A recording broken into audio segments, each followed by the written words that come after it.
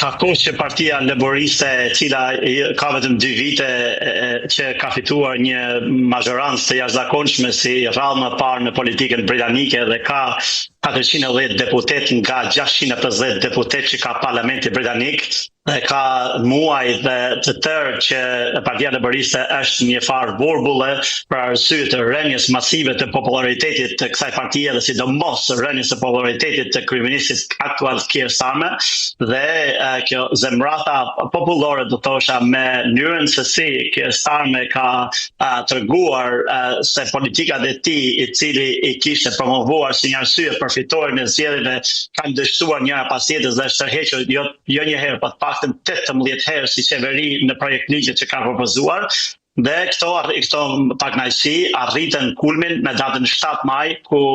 Partia Laboriste humi një territor të thellë në zgjedhjet lokale të mbajtura në Angli, në Skoci dhe Wales, dhe duke parë se e gjithë partia po kalonte një situatë të tillë, atëherë mendua se cila ishte mënyra më e mirë për zgjidhjen e situatës dhe rënjen ose luftimin e popularitetit në rritje të politikanit populist të Reform UK Nigel Farage, dhe element brenda Partisë Laboriste panë si zgjedhës së shpëtim kryetarin aktual deri nesër mëngjes, sepse nesër mëngjes nuk ka më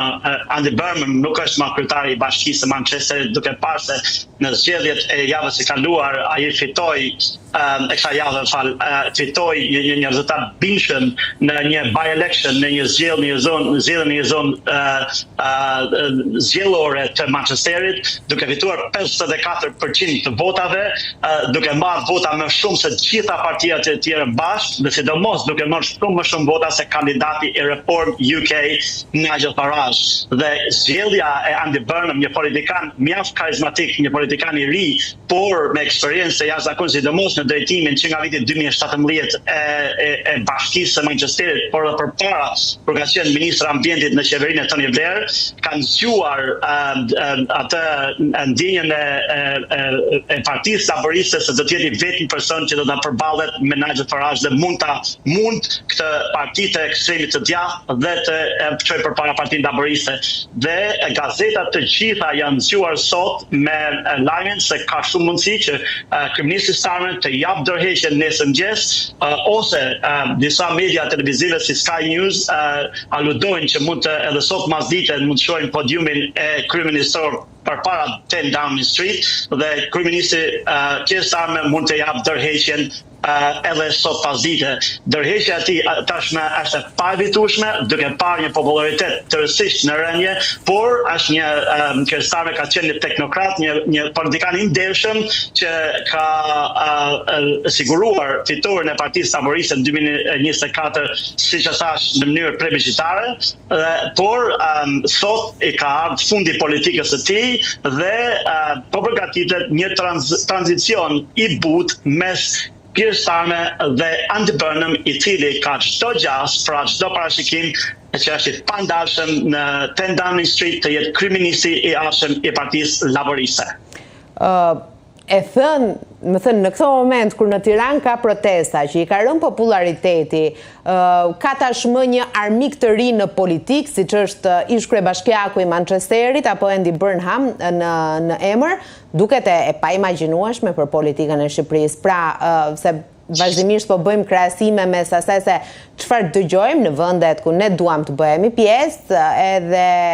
çfarë ndodh në vendin tonë. Pra, prej 3 javësh që kërkohet dorëheqja Ramës, duke thënë që nuk kemë më popularitet, nuk zon më mbështetjen tonë, nuk na pëlqen më, jep dorëheqjen ik. Dhe Rama thotë jo, nuk e di si e çon ndërmend që unë mund të largohem, ndërsa në Britani kryeministri, pas vetëm 2 vitesh pasi fitoi bindshëm në zgjedhjet e fundit parlamentare, thotë më ra populariteti, kam një rival përballë, është më mirë t'i hap rrugën.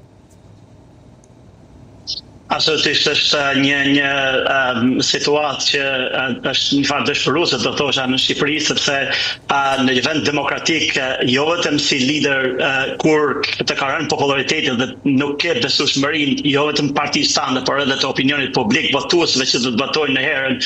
tjetër të zgjedhjeve, atëherë duhet të hapësh rrugën dikujt tjetër që vepron më mirë se ti ose ka aftësinë më të madhe për të bindur qytetarët që ai është zgjidhje të vepron dhe punon për qytetarët. Fatkeqësisht politika shqiptare është shumë larg aktualitetit politik të Evropës dhe Britanisë, mos edhe të Evropës ku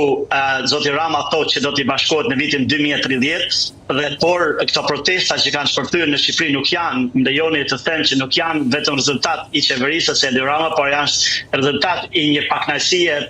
mbar popullore me politikën 35 vjeçare, me tranzicionin e vështirë që ka kaluar Shqipëria dhe nuk po di kur se si të jap fund këtij tranzicioni,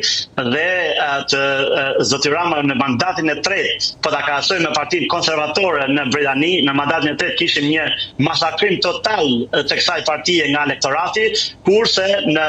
vitin 2025, në maj 2025, zoti Rama pas lodhjes politik, pas skandaleve të pasnjëshme, pas rënies totale të popullaritet pakten me qytetarët e thjesht arrin të marrë mandatin më të madh. Kjo tregon se Shqipëria nuk shkon drejt një demokratizimi, kjo tregon që Shqipëria shkon drejt një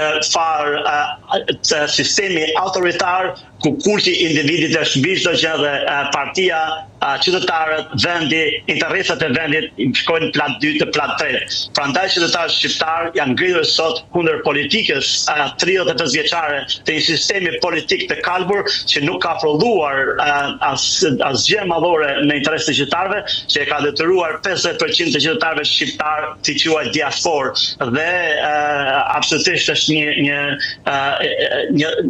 një revolt demokratike që ka shpërthyer në ndërgjegjen e rinisë shqiptare, që ata që kanë mbetur aty duan të qëndrojnë në Shqipëri, duan që Shqipëria të bëhet ashtu siç është Britania, me politikën ashtu siç ka dhe Britania, ku përveç interesave kombëtare, interesave të vendit e interesave të qytetarëve nuk bën as veten e vet, as partinë dhe as kënd tjetër. Prandaj shembulli i Britanisë, i kryeministit Starmer, i kryeministit në pritje që do vi Andy Burnham, le të shërbej si një motivim për politikën shqiptare, që ata nuk janë përhershëm dhe duhet t'i hapin rrugë ndryshimeve demokratike në Shqipëri, që nga ish presidenti, ish kryeministri dhe lideri i opozitës aktual, nga kryeminist, ish kryetari i bashkisë, kryeministri për 13 vite tani zoti Rama, duhet ta kenë të qartë se nëse Shqipëria duhet të bëhet një vend demokratik, ata duhet ta harrojnë që janë të përjetshëm. Në demokraci nuk ka të përjetshëm, nuk ka të veçantë, nuk ka njerëz që mendojnë vetëm për veten, por ka njerëz që mendojnë për qytetarët, për vendin e tyre, për kombin e tyre, për politikat se si të ecë shteti i tyre përpara, jo të degradojnë si Shqipëria me 50% të popullatës diasporë. E qartë.